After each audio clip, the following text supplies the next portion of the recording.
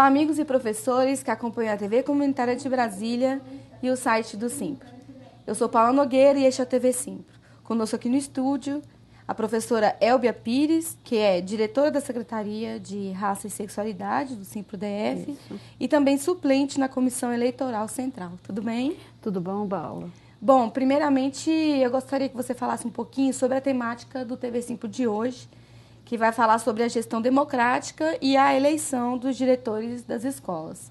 Então, a gestão democrática ela é uma luta, ela é uma conquista da nossa categoria, é uma luta histórica. Nós sempre trabalhamos e reivindicamos, né, que o processo de organização, gestão, tanto a gestão financeira, administrativa quanto pedagógica das escolas, fosse feito de forma democrática, partilhada entre todos os componentes daquela comunidade escolar.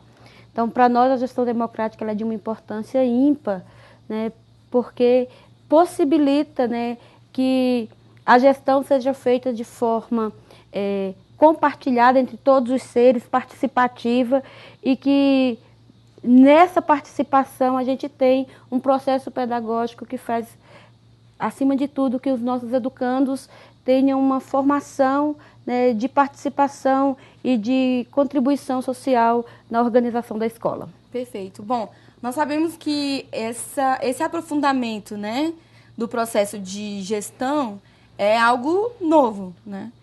Se olharmos os modelos há 30 anos atrás era bem diferente, né, professora? E nesse caso, esse modelo se replica, inclusive, nas estruturas das escolas, como grêmios também. Isso, a gente tem um modelo de gestão que a gente defende, né? Aqui no DF, especificamente, nós já tivemos algumas formas diferenciadas de modelos de gestão, né? Inicialmente, nós tínhamos as escolas em que tinha a indicação dos diretores e vice-diretores, feita de forma direta pelo secretário de Educação, pelo governador do Distrito Federal, né? Em 95, nós tivemos uma experiência, né, durante o governo democrático popular, de 95 a 98, uma experiência de eleição de diretores, né? Após isso, nós retrocedemos, voltamos à indicação, depois tivemos um modelo, que foi o modelo de gestão compartilhada, né? E em 2012, nós tivemos a aprovação da Lei 5.741, né, que é 4.751, que é a Lei de Gestão Democrática em vigor. Né? E de lá para cá, e aí sim, né, um modelo de gestão em que todos os segmentos da escola precisam e devem participar da gestão da escola.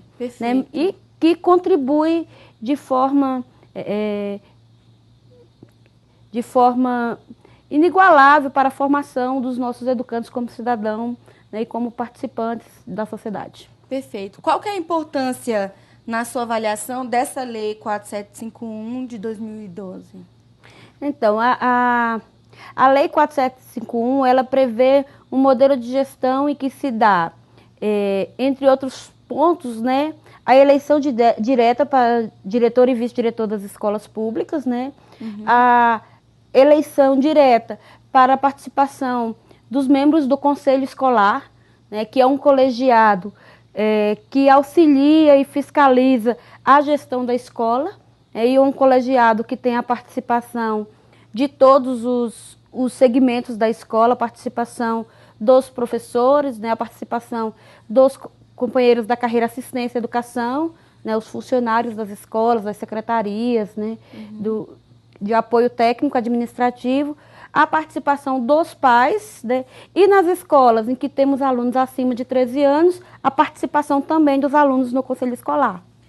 E na sua avaliação teve uma alteração que trata da reeleição dos diretores? Então, nossa categoria fez uma discussão ampla, né, na nossa conferência que aconteceu agora em junho, sobre esse artigo que estava em discussão. Porque a Lei 4751 de 2012 diz que cada candidato a diretor e a vice-diretor só poderia se reeleger por um mandato. Então, ele era eleito e poderia tentar reeleição em um outro mandato, né? E a alteração que foi feita agora, contrária à orientação da nossa conferência, porque a nossa conferência, né, a base da categoria, reunido com a diretoria colegiada, né, na nossa conferência definiu que a defesa da nossa categoria era que este artigo não deveria ser alterado. Porém, ele foi alterado pela Câmara Legislativa, possibilitando aos gestores que foram eleitos em 2002, em 2012 e 2013 a um novo processo eleitoral, né, possibilitando. Esse foi o único artigo alterado, né, que possibilita a reeleição desses gestores, né? Se por um lado esse artigo ele traz a possibilidade a vários colegas que estão aí na gestão de serem reconduzidos ao cargo, né? Existe na categoria um entendimento de que isso pode cercear, né, ou desestimular outros companheiros, outros colegas a também pleitearem a função de gestores das escolas. Precisa oxigenar também. Então, assim, função, é uma deliberação de categoria, que a nossa defesa é de que o artigo não deveria ter sido alterado, mas o artigo foi alterado possibilitando apenas aqueles gestores que tiveram mandatos menores de 3 anos, que foi o caso de quem foi eleito em 2002, que pudessem tentar um novo pleito, né? Mas que os mandatos completos de 3 anos, você só pode ter um com reeleição de mais um. Perfeito. Bom, para que quem nos assiste possa compreender melhor, como funciona esse processo de eleição nas escolas? Então, a eleição na escola ela tem algumas características, né? Primeiro, quem pode ser candidato, né? Pode ser candidato profissionais da carreira magistério público e profissionais da carreira assistência e educação, né? Desde que tenham no mínimo 3 anos de efetivo exercício no cargo efetivo na Secretaria de Estado de Educação, tanto para os profissionais da educação do magistério quanto os profissionais da carreira assistência, e precisam também obedecer algumas regras, né? Com uma experiência em regência de classe, né? Respeitar o artigo da chamada Lei de Ficha Limpa, né? Que é apresentar uma série de declarações que ateste a sua idoneidade moral, a sua idoneidade civil, né, perante a sociedade, para que ele possa gerir os recursos que chegam à escola. Né, nós temos tido o processo de inscrição das chapas.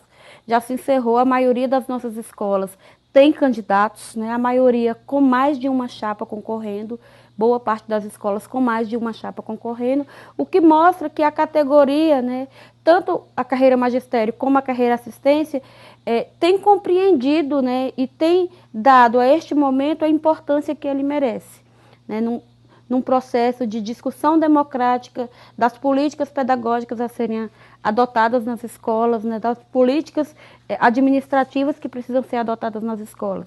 O processo de eleição de diretores, para nós, e a forma como ele vem sendo disputado pelos colegas das carreiras magistério e assistência, ele demonstra, né, que essas categorias têm compreendido a importância da nossa participação na organização do ambiente escolar. Perfeito. Bom, quais são as datas que estão programadas para o próximo processo eleitoral? Então, a eleição em si ela vai acontecer no dia 23 de novembro, né, nos 3 turnos. A mesma escola que, por exemplo, as nossas escolas classes, a maioria não tem noturno, mas mesmo as escolas onde não tem noturno, o pleito também acontece no noturno, né, das 7h30 da manhã até as 9h30 da noite, para garantir que aqueles pais trabalhadores possam chegar do trabalho, passar na escola e também darem sua opinião acerca do pleito das pessoas que eles querem, né, ver gerindo a escola que os seus filhos estudam. Claro, e além dos pais, quem mais pode votar? Votam os funcionários da carreira magistério público, né? Tanto os professores efetivos como contratos temporários. Os contratos temporários precisam estar na escola há pelo menos 100 dias letivos para terem tempo de conhecer os colegas que estão concorrendo e poderem opinar, né, nesse pleito. Os pais e os alunos maiores de 13 anos de idade. E aí a gente tem algumas especificidades que, no caso dos centros de ensino especial, os nossos alunos eles precisam, né, votar, garantir a sua participação como cidadão, e o único requisito que impede um aluno do Centro de Ensino Especial votar é se ele for ou não legalmente interditado, né? E se ele não for um aluno, um cidadão legalmente interditado pela Justiça, né, ele tem direito a voto desde que tenha mais de 13 anos de idade. Então, esse sim é um processo democrático, né? De eleição. Bom, sobre a eleição do conselho, ele se dá da mesma maneira? Nos outros pleitos que nós tivemos em 2012 e 2013, a eleição para conselho escolar aconteceu no mesmo momento que a eleição para diretor e vice, né? Diferentemente deste ano, deste pleito, que dado a organização também da lei, que o processo inicial de organização para a formação das comissões locais é feita pelo conselho escolar. Este ano, neste pleito, a eleição de diretores foi dissociada da eleição dos conselheiros, né? Temos nesse momento a eleição apenas para diretor e vice, e no primeiro bimestre letivo de 2017, aí sim nós teremos a eleição para conselheiros escolares. Perfeito. Bom, na sua avaliação, o momento político que nós vivemos pode ameaçar de alguma maneira esse processo de eleição dentro da perspectiva de gestão democrática? Nas unidades de ensino, nós acreditamos que não, né? Neste momento, pelo contrário, eu acho que no momento político difícil que nós estamos vivendo no Brasil, nesse momento de golpe judiciário parlamentar que nós vivemos no Brasil, a eleição de diretores, ela traz para nós, né, a importância da discussão da democracia, da sua importância, do seu valor, e da nossa participação enquanto indivíduos, né, enquanto cidadão, enquanto parte de uma comunidade, né. Este momento de eleição, ele só reforça, né, que o princípio da democracia, ele é o princípio a ser seguido. Ele é o princípio que faz com que as coisas de fato funcionem.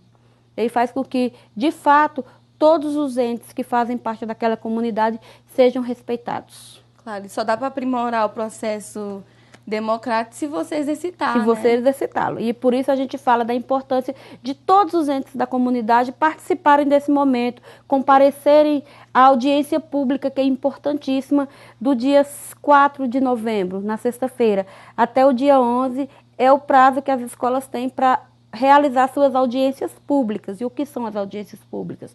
É o momento em que os candidatos irão apresentar para a comunidade o seu plano de trabalho, o que pretende para a gestão da escola nos próximos 3 anos. E a gente acredita que esse momento da audiência pública é uma festa da democracia dentro do espaço escolar. É o momento em que o candidato e a comunidade podem discutir os problemas daquela escola, né? Por mais que a gente saiba que as escolas públicas do DF hoje apresentam grandes problemas estruturais, financeiros, né? Mas a gente sabe que tem situações que são específicas de cada comunidade. E a audiência pública é o momento da comunidade discutir os problemas específicos e como aqueles candidatos pretendem dirimir aqueles problemas ou pelo menos minimizá-los, né? E é por isso que a audiência pública acontece também nos 3 turnos, manhã, tarde e noite, para possibilitar que aqueles pais trabalhadores possam chegar e participar também da audiência pública, ouvindo o que os candidatos pretendem para a escola dos seus filhos. Claro, e é muito importante que os pais participem, uma vez que o processo foi aprimorado, né, de eleição, porque antigamente, quando era indicado da secretaria, corria o risco de vir um professor ou um diretor que não conhecia a comunidade escolar, não é isso? Isso. Hoje, para ser candidato a uma instituição pública no DF, você tem que obrigatoriamente já ter trabalhado naquela comunidade. Você não pode simplesmente olhar uma escola, achar aquela escola bonitinha e dizer eu quero ser diretor desta escola. Para você pleitear uma vaga de gestor naquela escola, você precisa ter trabalhado naquela escola, né, por um período, aí para que você possa de fato conhecer a comunidade, saber das necessidades e elaborar um plano de trabalho. Claro. Bom, uma dúvida que ficou é a respeito da instrução da própria comunidade escolar, né? Além da sensibilização. Como que é construído esse processo democrático dentro da escola? Como que os professores trabalham, ou até a própria secretaria do SIMP trabalha a comunidade escolar para participar dessa eleição? Então, a gente tem conversado que o processo de gestão, ele não se dá apenas nesse momento da eleição, né? É por isso que a gente fala que não é um processo de eleição apenas. A eleição, ela é uma das fases do processo de gestão democrática, né? A gestão, ela se dá nos 3 anos, né? Que no caso daqui vai começar de 1º de janeiro de 2017 a 31 de dezembro de 2019. E o processo, ele tem que ser contínuo. O conselho escolar é o momento em que toda a comunidade participa das discussões e das decisões da escola. E a gente tem orientado todas as escolas a sensibilizar todos os entes das suas comunidades, né, da sua comunidade, a participar desse momento. Né, que após as eleições, a participação no processo de gestão da escola se dê com a mesma intensidade que se dá no momento da eleição, que existe as reuniões regulares do conselho escolar, para que esse conselho opine a respeito das decisões que estão sendo tomadas, né, do processo pedagógico da escola, para que esse conselho compreenda como se dá a administração financeira dos parcos recursos que entram na escola, né, que a gente tem sérios problemas de repasse dos recursos financeiros para as escolas públicas, e a gente precisa, né, que os nossos professores, os nossos colegas da carreira assistência, os pais, os alunos participem de forma efetiva da gestão durante os 3 anos. Claro. Bom, além dessa demanda, que nesse momento deve ser a prioridade dessa secretaria, quais são os outros projetos que estão sendo mobilizados pela Secretaria de Raça e Sexualidade? do SIMP? Então, nós estamos... a Secretaria de Raça e Sexualidade, nós estamos com uma preocupação muito grande, né, em avançar no processo de discussão das políticas étnico-raciais nas escolas, né. Esse processo de discussão, a gente acredita que amplia o processo democrático, né, nesse momento de duro golpe à nossa democracia. Discutir as questões étnico-raciais e as questões de sexualidade dentro das escolas públicas é essencial para garantirmos o espaço de formação dos nossos educandos, né? E aí, assim, de forma bem imediata, nós temos previsto para o dia 18 de novembro uma atividade em alusão ao dia de luta, né, da consciência negra, que é o dia 20 de novembro, né, mas nós vamos realizar a atividade no dia 18, no Simpro, né, e temos, né, em colaboração com a Secretaria de Saúde do Trabalhador, uma atividade programada para o dia 1º de dezembro, que é a atividade de combate às doenças sexualmente transmissíveis, né, o DST-AIDS, né, que é uma atividade já tradicional proposta pela nossa confederação, né, a CNTE, e aí a gente tem essa atividade também programada para o dia 1º de dezembro, também na sede do Simpro, para que a gente possa fazer uma discussão de prevenção, né, das doenças sexualmente transmissíveis, em particular da AIDS. Perfeito. Bom, Elbia, tem uma questão também interessante e que fica uma dúvida, a respeito do maior, qual que, na sua avaliação, é o maior desafio de uma secretaria como essa a atuar nas escolas? Porque o momento político que nós vivemos, ele está diretamente agindo dentro das escolas também, influenciando, né? Então, nós estamos vendo aí um momento de ampla discussão, né, da sociedade civil e no espaço da escola, com 2 leis, né, entre todas as outras leis de ataque à classe trabalhadora, de ataque aos movimentos sociais, de ataque à sociedade como um todo, né, que são a lei da mordaça, né, que é uma lei que restringe, né, as discussões sociais no ambiente escolar, né, que para nós é muito grave, né, e a gente precisa trazer essa discussão, ampliar essa discussão no ambiente escolar. Então, e a lei, a MP, de reforma do ensino médio que tira, né, da obrigatoriedade, tira do centro da discussão pedagógica, né, disciplinas como filosofia, sociologia, educação física, artes, que são disciplinas que trabalham o saber, que trabalham a sensibilidade, que trabalham o corpo, que trabalham, né, a consciência corporal.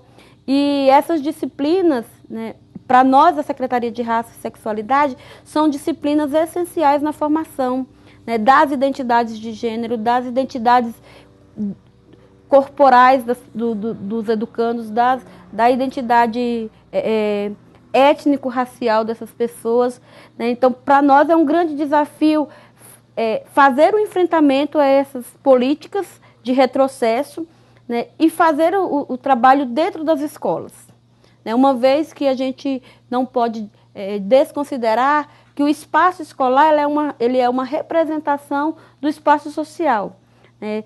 A gente tem na escola a representação também desse universo de retrocessos, né? Então, fazer essa discussão do ambiente escolar, para nós, é fundamental, porque também acreditamos que de lá, dos nossos educandos, dos nossos adolescentes, vai sair, né, com certeza, a base da retomada de políticas de avanço, de políticas de respeito à diversidade. Tanto está aí o modelo dos nossos educandos nas ocupações. Claro, e inclusive a tentativa da polícia em desocupar as escolas. Pois é, a gente tem hoje nós tivemos, infelizmente, né, a ação no CEMAB, né, na escola em Taguatinga, de desocupação por liminar judicial, né, e é uma pena que a gente conclama a sociedade a estar presente nas unidades ocupadas, conversando com os nossos educandos, porque eles têm apontado para a nossa sociedade qual o caminho, né, e o porquê de todas essa onda de ocupação, que nada mais é o renascer, né, ou o reflorescimento de um grande movimento social a partir do movimento estudantil, né? Os nossos educandos que têm ocupado as escolas nesse momento tão difícil, né, de ataque à democracia escolar, a gente tem visto que os nossos educandos têm dado a resposta de qual o caminho, né, para a retomada do processo democrático na sociedade. E é um momento delicado no qual eles precisam do apoio de todos, os pais e da sociedade, né? Sem dúvida, né? Apoio dos pais, apoio da sociedade, de toda aquela comunidade, para esclarecer, para sensibilizar aqueles que ainda não compreenderam, né, as dificuldades que nós iremos enfrentar se essas leis de retrocesso, se a lei da mordaça se fizer valer, se essa MP do ensino médio se tornar uma lei e, de fato, for colocada em prática nas escolas públicas do Distrito Federal e do Brasil, o quanto isso vai prejudicar a formação dos nossos educandos. Né? Quais o tamanho dos prejuízos que as gerações futuras terão na sua formação. Claro. Bom, o nosso programa está chegando ao fim. Você gostaria de falar novamente as datas das eleições? Não, nós temos algumas datas que são importantes, né, principalmente para a participação de toda a comunidade escolar. Fique atento à data da audiência pública da sua escola, da escola que o seu filho estuda, para que você possa ir lá e conversar com os candidatos a diretores das suas escolas. As audiências devem acontecer entre os dias 4 e 11 de novembro, né? E no dia 23 de novembro, das 7h30 às 21h30, é o dia do pleito. Compareça à escola, você, professor, que vai à escola trabalhar, deixe sua opinião, dê o seu voto. Você, pai, mesmo tendo passado o dia no trabalho, passe na escola antes de ir trabalhar ou na volta do trabalho, dê o seu voto para que o processo de eleição e de gestão democrática nas escolas se fortaleça de forma a evitar os retrocessos pedagógicos que a gente pode enfrentar, inclusive, com a reforma do ensino médio.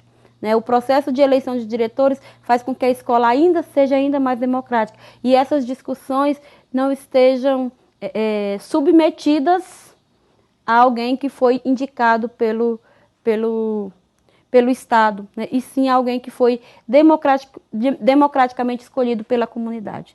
É só um detalhe da gestão que eu queria deixar aqui, que diferente das outras eleições, esse ano os centros interescolares de línguas poderão optar se farão o pleito apenas na unidade, né, nos próprios centros, ou se ampliarão o pleito enviando urnas para todas as escolas dos alunos, né, as escolas de origem dos seus alunos.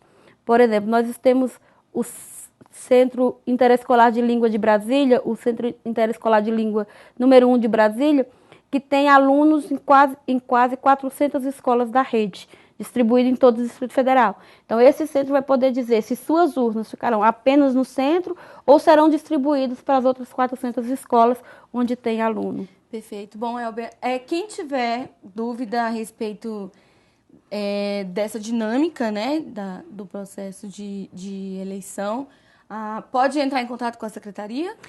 A gente tem um pleito, né? A gente tem um e-mail, né? Em todas as regionais de ensino, nós temos representação da Secretaria de Educação e do próprio sindicato nas regionais de ensino, né? Cada escola tem uma comissão eleitoral local e nós temos uma comissão eleitoral central, que o nosso endereço central é a Secretaria de Educação, né? Através do e-mail 2016gestãodemocrática@gmail.com. Perfeito. Bom, eu gostaria de agradecer a sua presença aqui no TV Simpro e dizer que as portas da TV Comunitária de Brasília estão sempre abertas, principalmente para um processo de eleição democrática, coisa que ultimamente tem sido rara no nosso país, né? A gente agradece, né, esse espaço, o espaço que nos é dado para conversar sobre gestão. Para nós é de extrema importância poder falar de gestão, poder falar principalmente de democracia, num momento tão difícil, né?